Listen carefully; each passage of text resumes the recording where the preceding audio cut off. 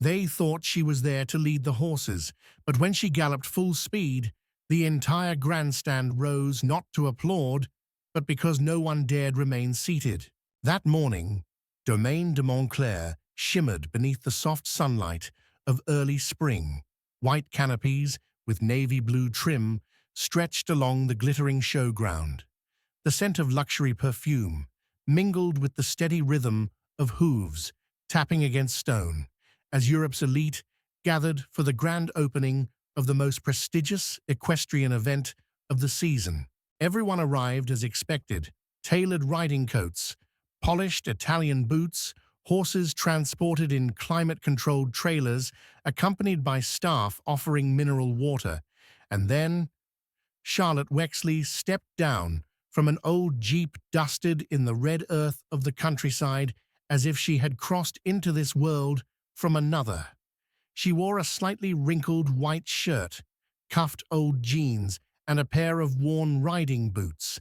Her hair was loosely tied back with a piece of rough cloth, making no attempt to hide its simplicity. No team insignia, no sponsor logos, no handler, and no one from the organizing committee called her name. Only a quiet line on the entry list: Charlotte Wexley, independent entrant. She walked into the preparation zone. A few glances flicked toward her, then paused. Which team is she with? No team. Maybe. Brought the wrong horse. She doesn't even have a coach. No personal horse. A girl in the Italian team. Uniform narrowed her eyes, her voice laced with Chanel. No 5, and a condescending laugh. Probably wandered into the wrong paddock. Looks more like someone asking for directions. Charlotte didn't respond.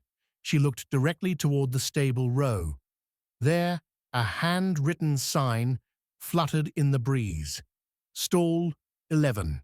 Orage. No rider assigned. A black horse stood there, still as stone. Tangled mane, wild eyes, shoulders uneven. From years of bracing against anyone who dared approach. Orage the horse, everyone avoided, dangerous, uncontrollable.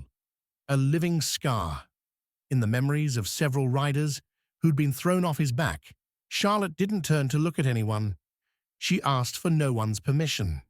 She simply walked forward, stopped in front of Orage, and gently placed her hand on his neck as one might touch an old wound without explaining it. A hush spread. People began to take notice. Cameras quietly lifted. The murmurs grew. Then Charlotte spoke, her voice soft as wind. I want to ride Orage. That sentence, simple, steady, without any theatrical flair, was the beginning of a day the equestrian world would never forget. The moment Charlotte said it, I want to ride Orage, a soft chuckle slipped out from the tech crew's corner. Then came a snort from the German team's rest area. Within seconds, the entire arena seemed to tilt slightly in her direction, not from weight, but from judgment. Orage, that psycho horse, the banned stallion. Does she think this is a circus act? Probably filming a TikTok. Girl gets thrown by wild horse. A rider from Team Belgium, hair slicked back with glossy gel, shrugged theatrically and spoke louder than necessary. If she survives 5 minutes, I'll hand her my prize on the spot. Laughter erupted across the field. A live stream camera switched on. The caption was short and brutal. Random girl rides. Orage, countdown to disaster. Orage had begun backing into the stall hooves, pounding against the wooden walls. Rumor had it he'd once fractured a trainer's ribs in Nice and nearly overturned an entire stall during a qualifier. Charlotte stepped closer. No whip, no saddle. That's when the head coach, Pierre Gallois, a man with a long scar tracing his left arm, stepped forward and blocked her path. Miss, this isn't a game, he said slowly, each word sharpened with concern. That horse doesn't feel. He's not a test of talent. He's a test of nerve. Charlotte held his gaze with a quiet steadiness. Maybe he's just tired, she said, of being forced to prove that every time that line made Pierre pause. Some in the crowd began stepping back, as if bracing for the accident they were sure was coming their way. Charlotte didn't ask for help. She walked forward and placed a hand on Oraj's trembling shoulder. The horse didn't react. 1 second, 2 seconds. Then he lowered his head, not in submission, but in something that looked eerily like relief. As if for the first time in months, someone had silently asked, "Are you okay?" Charlotte mounted no saddle, no reins, just one fluid leg swing, and a posture upright enough to be a quiet declaration. "I don't need permission." The crowd fell still. Camera lenses zoomed in. The live stream title has been updated. Unthinkable moment. Did that girl just tame Oraj? Then, Oraj surged forward. But not in rage, not in resistance. He galloped straight toward the arena. Someone whispered more, a gasp, then a comment. "She's not controlling the horse. She's riding his silence." No one said a word. No one dared.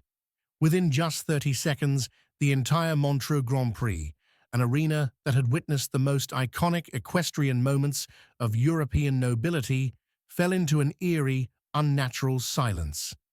The clopping of Oraj's hooves echoed through the white wooden rails, crisp and steady. Charlotte Wexley hair, loosely tousled sleeves of her linen shirt, slightly wrinkled faded jeans, creased from wear, sat tall on the back of a horse once called a walking catastrophe. No saddle, no whip, no coach was running beside her, only a movement so in sync it was almost unnerving. In grandstand, a Madame Vivienne Lachambre dropped her opera glasses into her lap. To the left, Princess Maria Elise froze her fingers, clutching a satin fan until the ribs bent. At the press table, a journalist bit the end of his pen and forgot to write. No one had ever seen Oraj run like this.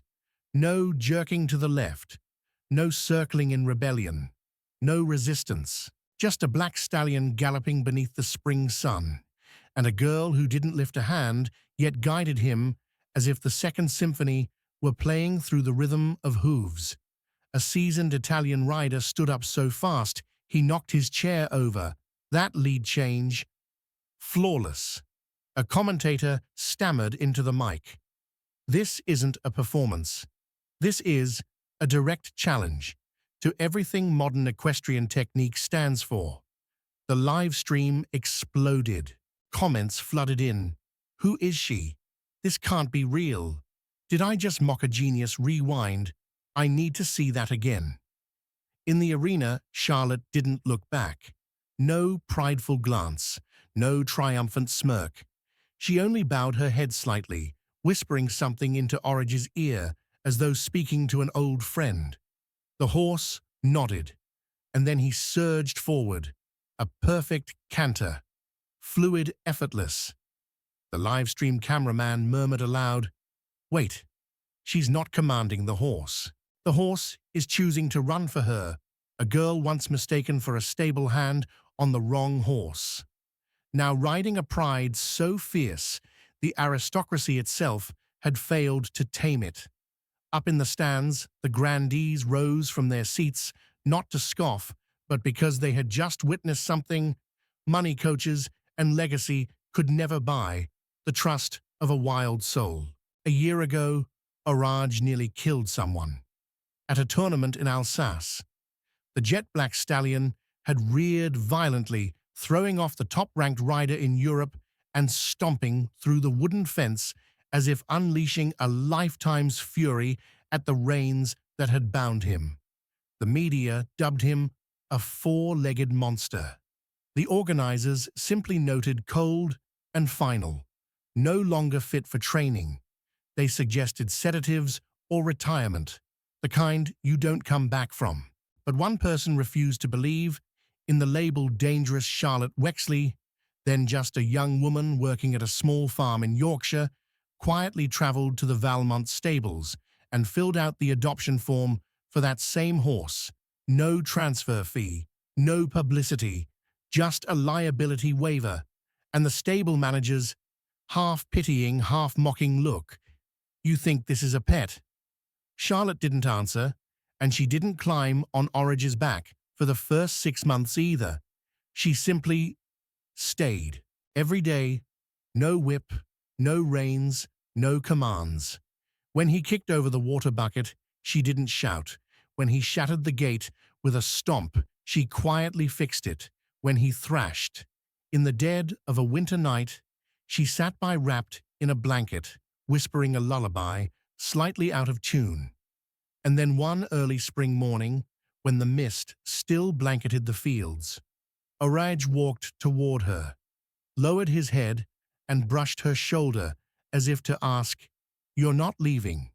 Charlotte nodded gently, and from that day on, he was hers, not by rope, but by trust. When registration opened for the Montclair Grand Prix this year, Charlotte hadn't planned to compete. But then, a small notice caught her eye, an open call for unmounted horses to complete the tournament lineup. She didn't sign her real name. She wore no insignia.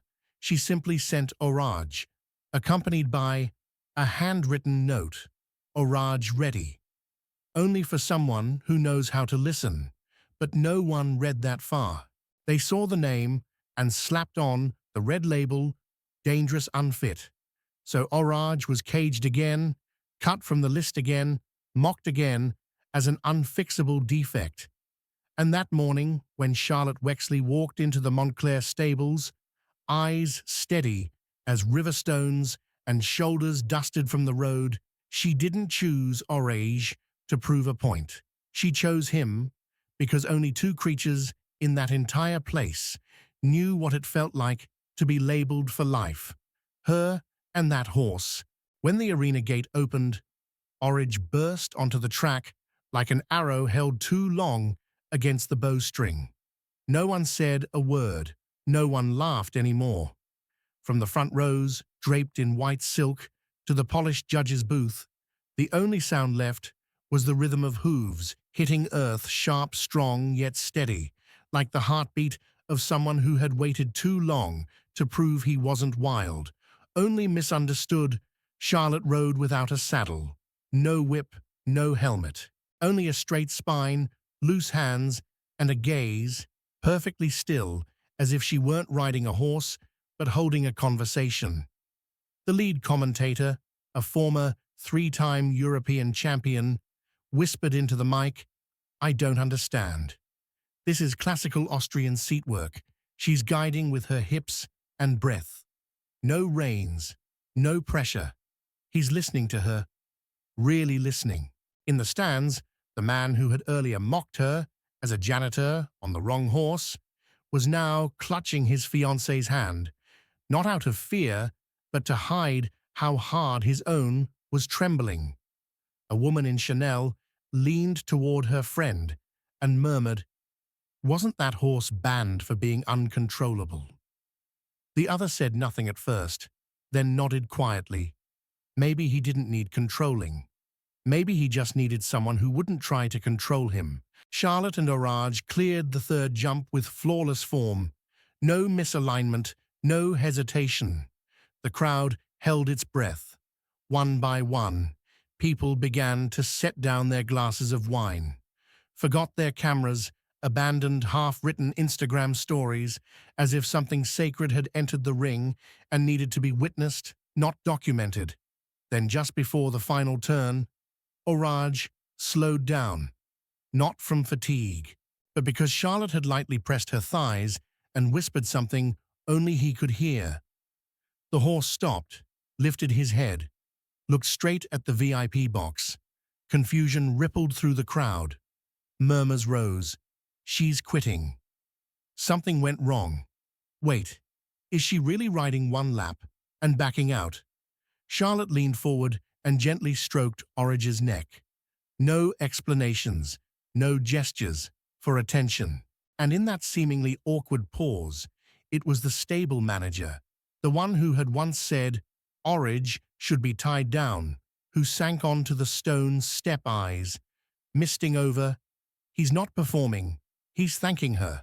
Charlotte didn't ride to win a trophy, didn't ride to beat anyone. She only wanted the world to see one thing. Not everything untamed deserves to be discarded. Sometimes it's simply that no one ever had the patience to match its rhythm. After the race, Charlotte didn't return to the grandstand. She led Orage back to the temporary stables. Her hands didn't tremble, her eyes didn't water. Only her breathing deep and steady betrayed the feeling that she had just let go of something that had lived caged in her chest for years. But the crowd wasn't as calm. Something hung in the air, tight as a violin string, suspended like the final note of a symphony yet to be struck. A gentleman in the front row spoke, his voice low but clear. "Charlotte, Wexley, isn't it a name suddenly floating in the wind, and then like invisible threads stitching together forgotten fragments, people's thoughts began to connect. Henry Wexley's granddaughter, chairman of Wexley Digital, the one who turned down an $8 billion inheritance just to say she wouldn't trade dignity for power. She walked away from a board seat at 22 to rehabilitate wild horses in Yorkshire. Then a woman's voice broke through almost a sob. That's not a lost girl. That's someone who chose a different path from the start. At the event, organizers' booth tension escalated.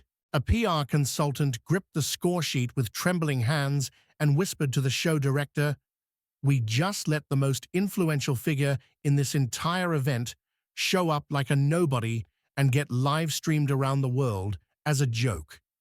Meanwhile, in the VIP gallery, Count Antoine de Clermont, president of the Fédération Équestre Internationale, stood up, not a word. He simply removed his hat and bowed low toward the stables. People assumed he was bowing to Orage, but he spoke loud enough for the press microphones to catch. "Miss Charlotte Wexley, I apologize today. My world failed to recognize a symbol of trust, not fame." The press froze, cameras scrambled to refocus. Former skeptics looked at one another. Those who had mocked, laughed, and dismissed now stood exposed, stripped bare by the weight of that single nod. In the distance, Charlotte turned back for a moment. Her eyes met the Count's. She didn't smile, she didn't bow.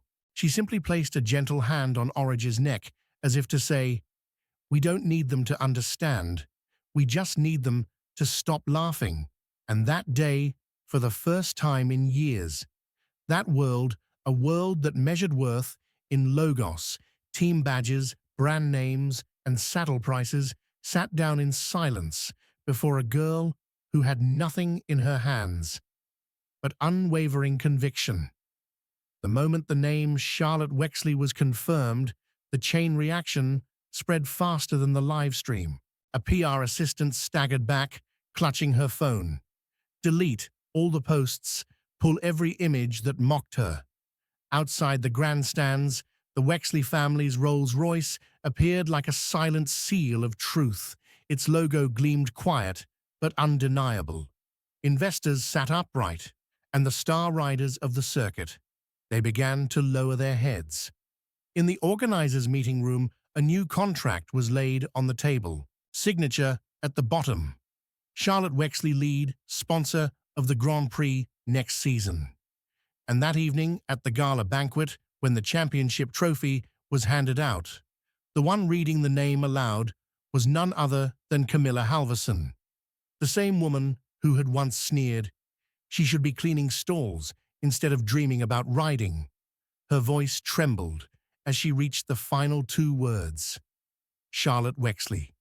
The entire ballroom rose to their feet, not out of protocol, but because she had tamed Orage and something far wilder, the pride they all carried inside. When the final applause faded, Charlotte left the ballroom the same way she had entered the arena that morning, quietly. No farewell escort, no spotlight. Trailing behind Orange, was led back to his private stall, for the first time without the label dangerous. On the old wooden door, a small plaque had just been hung. Orange, heard not broken, as for Charlotte. She didn't stay for the gala. She signed no media deals. Instead, she returned to her small farm in Yorkshire, where she still brewed tea for the staff each morning and sang lullabies at night to horses long dismissed as damaged. One little girl at the training centre, which Charlotte had opened free of charge for children from rural communities, once asked Miss Charlotte, "Why does Orange only listen to you?" She looked up, eyes as soft as sunlight through linen. "Because I never told him what to do." In a world where people shout to be heard, Charlotte never raised her voice. She simply acted and let her actions speak for themselves. A year later, when the history of the Montreux Grand Prix was rewritten, Charlotte Wexley's name wasn't listed under champion, it was listed under game changer.